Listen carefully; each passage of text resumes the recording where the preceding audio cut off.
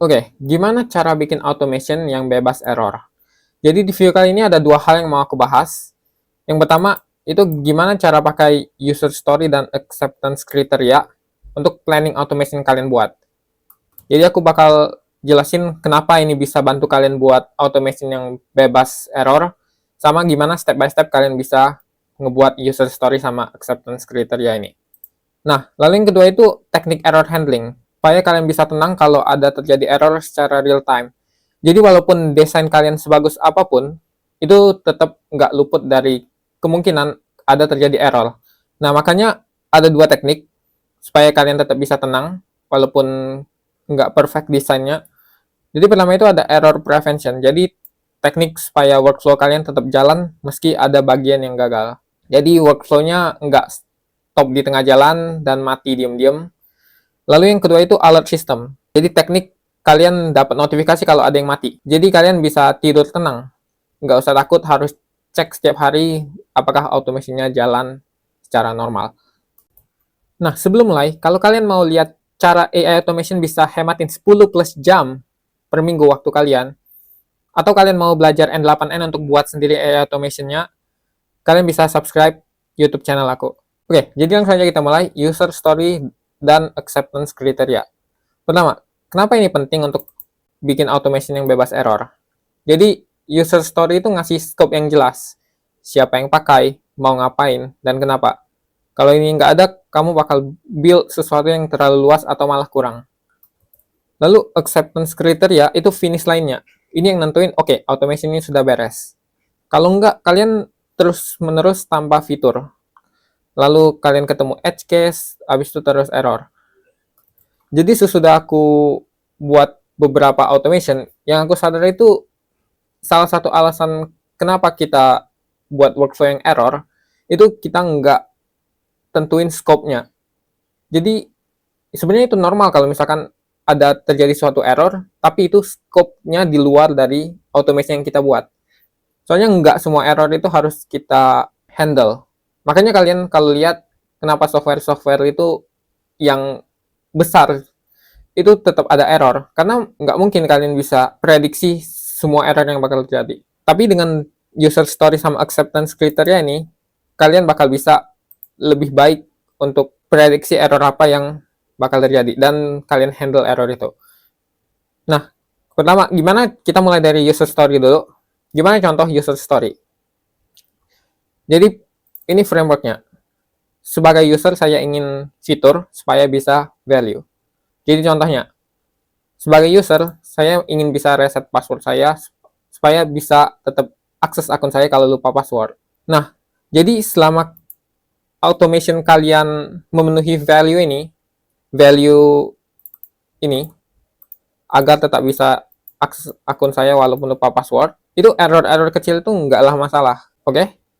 Aku ulangi sekali lagi. Jadi selama automation kalian memenuhi value ini, walaupun ada bagian yang kalian nggak prediksi errornya, itu tetap nggak masalah.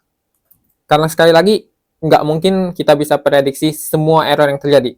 Makanya aku bakal jelasin ke kalian teknik error handling alert system. Jadi kalau ada error yang kalian nggak tahu, kalian nggak prediksi sebelumnya, itu bakal ternotifikasi kalian. Oke, nah sekarang yang kedua itu acceptance criteria. Gimana caranya kita buat acceptance criteria? Jadi frameworknya itu ada 3. Acceptance criteria itu ada given, when, sama then. Jadi kalau kalian lihat, kita pergi ke tabel ini dulu. Jadi di sini ada given, di sini ada when, ada then. Jadi given itu jelaskan konteks awal atau prekondisi sebelum aksi terjadi. Jadi aksi ini yang dimaksud itu sebelum usernya ambil aksi apa-apa. Jadi contohnya kalau ada di halaman login dan nggak ingat passwordnya. Itu kayak present kondisi sekarang. Nah, lalu sebutkan event atau aksi dari user yang memicu skenario-nya. Jadi di sini aksi dari usernya itu user klik forgot password, lalu masukin email yang terdaftar. Lalu then, jelaskan hasil atau outcome yang diharapkan. Jadi user terima email berisi link reset password, diarahkan ke halaman aman untuk bikin password baru, bisa login pakai password baru. Nah, mungkin kalian mau contoh yang lebih banyak, itu kalian bisa cek di Google yang namanya acceptance criteria example. Nanti kalian bisa cek, ada banyak contoh-contohnya. Oke, ini bakal bahas tentang strategi error handling yang bikin tenang. Jadi bakal ada dua teknik error handling yang bakal aku bahas di sini.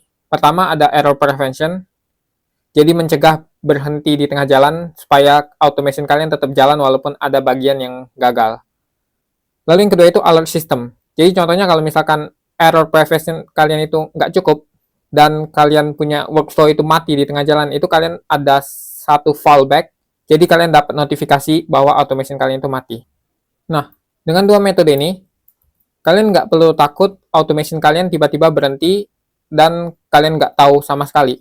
Karena ini adalah salah satu kesalahan yang aku buat waktu aku pertama kali buat automation. Jadi aku nggak buat error handling kayak gini dan akhirnya aku jadi harus pantau secara real time. Jadi malahan bukan hemat waktu, aku malahan harus habisin waktu ngepantau automation yang aku buat sendiri. Supaya kalian nggak kayak gitu, bakal aku jelasin dua cara ini. Nah, sebelum mulai, kalau kalian mau lihat cara AI automation bisa hematin 10 plus jam per minggu waktu kalian, atau kalian mau belajar N8N untuk buat sendiri AI automation-nya, kalian bisa subscribe YouTube channel aku. Oke, pertama kita mulai dulu dari error prevention. Supaya workflow kalian tetap jalan, walaupun ada bagian yang gagal. Jadi, ada tiga. Ini yang pertama, ini yang kalian normal. Jadi contohnya, kalau misalkan aku jalanin, dianya bakal stop waktu ada error. Nah, kita nggak mau yang kayak gini, soalnya nanti automation kalian berhenti tengah jalan, dan kalian nggak tahu apa-apa. Jadi aku bakal tunjukin dua cara lainnya. Gimana caranya supaya bisa tetap jalan. Jadi, kalau misalkan kalian klik node kalian, apapun itu semuanya, di sini ada pilihan settings. Jadi di sini pilihan settings. Nah, di sini ada on error, kalian ada tiga pilihan. Yang normal itu biasanya kalau error dianya workflow-nya stop. Kalian nggak selalu mau pakai yang ini. Jadi aku bakal tunjukin yang pertama kita ada continue, yang kedua abis itu ada continue error output. Jadi kalau misalkan continue gimana kita bakal lihat. Oke, jadi aku jalanin. Nah, kalau continue dianya walaupun error, dianya bakal tetap jalan aja terus. Jadi kalian lihat ada tanda ini continue on fail. Ini kalau kalian buka di sini, di bagian kanannya kalian bakal bisa lihat error tulisannya. Di sini error bla bla bla bla. Nah, jadi kalian bisa lihat bedanya. Di sini kalau waktu error tadi dianya berhenti, sedangkan di sini waktu error dianya tetap jalan aja, tapi cuman kasih output error. Nah, ada satu cara lagi kalau misalkan kalian mau error logging. Jadi misalnya kalian mau catat setiap error yang terjadi di dalam spreadsheet. Jadi kalau kalian di node kalian bisa ke settings, habis itu on errornya kalian pilih yang using error output. Nah, itu gimana? Jadi nanti bakal ada dua cabang muncul. Jadi yang pertama cabang sukses sama cabang error.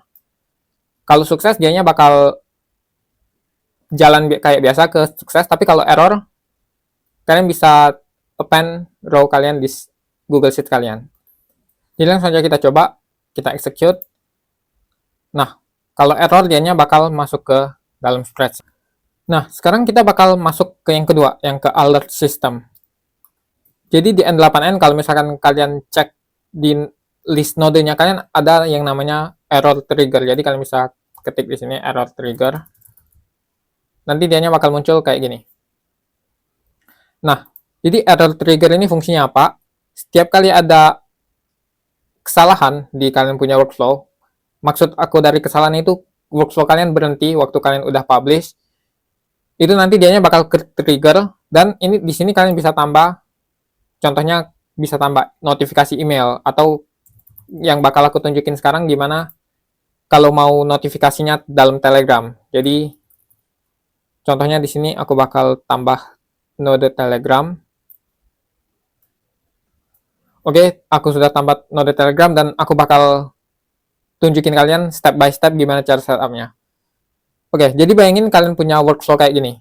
Jadi ini workflow aku sengaja error. Jadi kalau kalian lihat, dianya bakal error tengah jalan kayak gini. Nah, ini kita mau hubungin workflow ini ke error handling kita. Jadi kalau misalkan ada error, dianya bakal ke notifikasi ke Telegram kita. Jadi pertama yang kalian perlu lakuin itu kalian pencet di sini settings. Di bagian sini kalian pencet settings. Nah, di sini ada pilihan error workflow. Jadi untuk notifikasi kalau error ada terjadi error. Kita mau hubungin ini ke kita punya workflow yang ini. Jadi kalau kalian lihat ini namanya, nama workflow aku kasih stop error. Kita bakal hubungin ini sesudah nanti kita publish kita punya error trigger. Jadi pertama kita setup dulu error trigger kita. Oke, jadi di Telegram ini kredensialnya sudah aku siapin. Sekarang gimana cara isi chat ID-nya? Nah, untuk dapetin chat ID-nya pertama kita tes dulu pakai trigger Telegram.